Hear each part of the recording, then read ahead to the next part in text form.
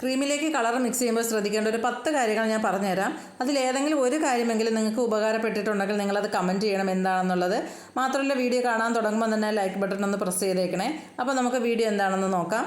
ഒന്നാമതായിട്ട് എന്ത് മോഡലാണ് ചെയ്യുന്നതെന്ന് നമുക്കറിയാമെങ്കിൽ, അതായത് കസ്റ്റമർ മോഡൽ തന്നിട്ടുണ്ടെങ്കിലോ അല്ലെങ്കിൽ ഓർഡർ കിട്ടുമ്പോൾ തന്നെ നമ്മളൊരു മോഡൽ സെലക്ട് ചെയ്ത് വെക്കുമല്ലോ, അങ്ങനെ നമ്മൾ സെലക്ട് ചെയ്ത് വെച്ചിട്ടുണ്ടെങ്കിലോ നമുക്ക് ഏത് കളറാണ് നമുക്ക് യൂസ് ചെയ്യേണ്ടതെന്ന് നമുക്കറിയാൻ പറ്റും.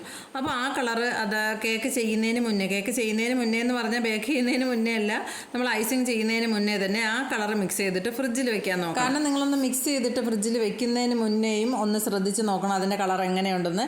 എടുത്ത ശേഷം ഒന്ന് നോക്കണം. എന്തായാലും ഒരു അല്പമെങ്കിലും ഒന്ന് കളർ ഡാർക്കായിട്ടുണ്ടാവും. ഫ്രിഡ്ജിലിരിക്കുമ്പോൾ കുറച്ചും കൂടി കളറൊന്ന് ക്രീമായിട്ടൊന്നായിട്ട് കുറച്ചും കൂടെ ഒന്ന് ഡാർക്ക് കളർ കിട്ടാൻ സാധ്യതയുണ്ട്. അപ്പോൾ റെഡൊക്കെ മിക്സ് ചെയ്യുമ്പോൾ നമ്മൾ കറക്റ്റ് റെഡ് കളർ കിട്ടാൻ നല്ല ബുദ്ധിമുട്ടാണ്.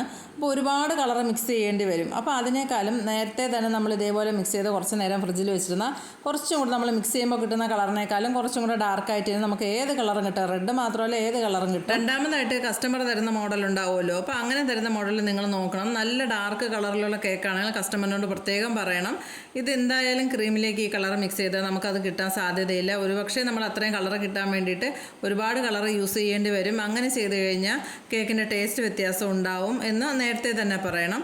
പിന്നെ മോഡലിൽ ചിലതൊക്കെ നമുക്ക് ഇപ്പോൾ ഫോട്ടോസ് എല്ലാം നമുക്ക് ഫിൽറ്റർ ഒരുപാട് മാറ്റി എടുക്കാൻ പറ്റുന്ന സംവിധാനങ്ങളുണ്ട്. അപ്പോൾ അതിൻ്റെയൊക്കെ രീതിയിലുള്ള വ്യത്യാസം കൊണ്ടും കേക്കിൻ്റെ കളറിൽ വ്യത്യാസം ഉണ്ടാവാം. അപ്പോൾ നമ്മൾ ചെയ്യുന്ന കേക്കും നോർമലി നേരിട്ട് നമ്മൾ കാണുമ്പോൾ കിട്ടുന്ന ഒരു കളറും ഫോട്ടോയിൽ കിട്ടുന്ന കളറും തമ്മിൽ വ്യത്യാസം ഉണ്ടാവും. അതും കൂടി കസ്റ്റമറിനെ പറഞ്ഞ് മനസ്സിലാക്കണം. കുറച്ച് പേർക്കെങ്കിലും ഇതൊക്കെ കാര്യങ്ങളും അറിയാമെന്നുണ്ടായിരിക്കും, പക്ഷേ അറിയാത്തവരും ഉണ്ടാവാം. മൂന്നാമതായിട്ട് നമ്മൾ കളർ മിക്സ് ചെയ്യുമ്പോൾ എപ്പോഴും കുറച്ച് ക്രീം മാത്രം എടുത്തിട്ട് മിക്സ് ചെയ്ത് നോക്കുക.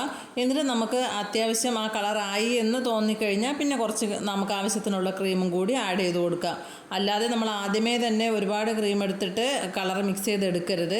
ചിലപ്പോൾ നമ്മൾ ഉദ്ദേശിക്കുന്ന ആ കളറായിരിക്കില്ല, ഒരുപാട് കളറിൽ വ്യത്യാസങ്ങളുണ്ടാകും. ചിലപ്പോൾ നമ്മൾ 1-2 കളറൊക്കെ മിക്സ് ചെയ്ത് ഒറ്റ കളറാക്കി എടുക്കൂലേ. അങ്ങനെയൊക്കെ ചെയ്യുമ്പോൾ എന്തായാലും നമ്മൾ ഒരല്പം ക്രീം എടുത്ത് 2 കളറും കൂടി മിക്സ് ചെയ്ത് കറക്റ്റ് കളർ കിട്ടിയ ശേഷം മാത്രമേ നമ്മൾ എന്തൊക്കെ യൂസ് ചെയ്താലാണ് നമുക്ക് ആ കളർ കിട്ടണമെന്നൊന്ന് മനസ്സിലാക്കിയ ശേഷം ബാക്കി ക്രീം കൂടെ എടുത്തിട്ട് ചെയ്യാം. അല്ലാതെ ആദ്യമേ ഒരുമിച്ചിട്ടെടുത്ത് ചെയ്യരുതേ.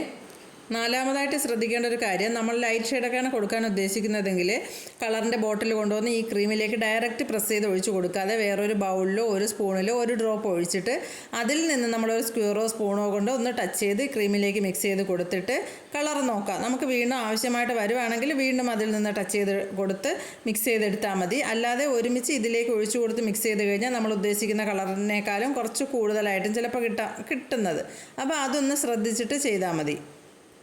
അഞ്ചാമത്തെ കാര്യം, കേക്കിൻ്റെ അതേ കളറിൽ തന്നെ ഡിസൈൻ വർക്ക് കൊടുക്കാതിരിക്കുക. അതായത് നമ്മൾ വൈറ്റ് ക്രീം കൊണ്ടാണ് കേക്ക് കവർ ചെയ്യുന്നതെങ്കിൽ എന്തെങ്കിലും ഒരു കളർ മിക്സ് ചെയ്തിട്ടുള്ള ഫ്ലവറോ ബാക്കി കാര്യങ്ങളോ കൊടുക്കുക. അല്ലെങ്കിൽ ഒരു ലൈറ്റ് ഷെയ്ഡിലെ കേക്ക് കൊടുത്തിട്ട് ഒന്ന് ഡാർക്ക് കളറിൽ ഫ്ലവറോ ബാക്കി കാര്യങ്ങളോ ചെയ്ത് കൊടുക്കുക. എന്താണ് ഡിസൈൻ ഉദ്ദേശിക്കുന്നത് അത് ചെയ്ത് കൊടുക്കുക. അല്ലാതെ രണ്ടും ഒരേ കളറിൽ ചെയ്യരുത്. ഡാർക്ക് കളറിൽ തന്നെ കേക്കും കൊടുത്ത് അതേ കളറിൽ തന്നെ ഫ്ലവറോ ബാക്കി കാര്യങ്ങളോ ചെയ്ത് കൊടുത്തു കഴിഞ്ഞാൽ ഒരു എടുപ്പുണ്ടായിരിക്കില്ല കാണാൻ. ആറാമതായിട്ട് ക്രീമിലേക്ക് എപ്പോഴും ജെൽ കളർ മാത്രമേ യൂസ് ചെയ്യാവൂ.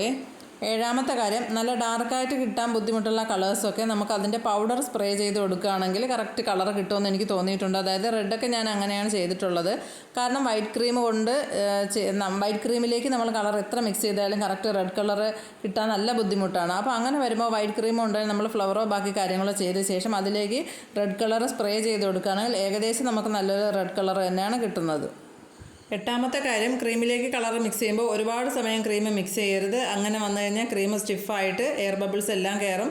അപ്പോൾ അങ്ങനെ ചെയ്യുമ്പോൾ നമുക്ക് ഡിസൈൻ വർക്കൊക്കെ ചെയ്യാൻ വേണ്ടിയിട്ടുള്ള ക്രീമിൻ്റെ സ്മൂത്ത്നെസ് അങ്ങ് നഷ്ടപ്പെട്ടു പോകും. അത് പിന്നെ നല്ല ബുദ്ധിമുട്ടാവും. ഒൻപതാമത്തെ കാര്യം, ഒന്നിൽ കൂടുതൽ കളർ യൂസ് ചെയ്ത് കവർ ചെയ്തെടുക്കുന്ന കേക്കാണെങ്കിൽ എപ്പോഴും പൈപ്പിംഗ് ബാഗിൽ ക്രീം ഫില്ല് ചെയ്ത ശേഷം കൊടുക്കുന്നതായിരിക്കും നല്ലത്. കാരണം അല്ലെങ്കിൽ എല്ലാ ക്രീമും കൂടി ഒരുമിച്ച് മിക്സായി പോവും. ഇതാകുമ്പോൾ നമുക്ക് ഓരോ ലൈനായിട്ട് അങ്ങനെ കൊടുത്തിട്ട് പിന്നെ സ്ക്രാപ്പർ വെച്ചിട്ട് ഒന്ന് നല്ലോണം നീറ്റാക്കി എടുത്താൽ മതി. പത്താമത്തെ കാര്യം, കളറിൻ്റെ ബോട്ടിൽ എപ്പോഴും നല്ലോണം പ്രസ് ചെയ്ത് തന്നെ അടച്ച് വയ്ക്കണം. അല്ലെങ്കിൽ എയർ കയറിയിട്ട് അത് പെട്ടെന്ന് ചീത്തയായി പോകാൻ സാധ്യതയുണ്ട്. മാത്രമല്ല ഇടയ്ക്ക് അതിൻ്റെ ഡേറ്റ് എക്സ്പയർ ആയോ എന്നൊന്ന് ശ്രദ്ധിക്കുന്നത് നന്നായിരിക്കും. നമ്മളത് ശ്രദ്ധിക്കാതെ വിട്ടുപോകരുത്. അത് ഇടയ്ക്കൊക്കെ ഒന്ന് എടുത്ത് എല്ലാ കളേഴ്സും ഒന്ന് എടുത്ത് നോക്കണം. അപ്പോൾ ഇത്രയും കാര്യങ്ങൾ പറഞ്ഞതിൽ വീഡിയോ നിങ്ങൾക്ക് ഉപകാരമായെന്ന് തോന്നിയാൽ ലൈക്ക് ചെയ്യാനും ഷെയർ ചെയ്യാനും സബ്സ്ക്രൈബ് ചെയ്യാനും പിന്നെ നിങ്ങളുടെ കമൻറ്റ് എന്താണെന്നുള്ളത് അറിയിക്കാനും മറന്നു പോകല്ലേ.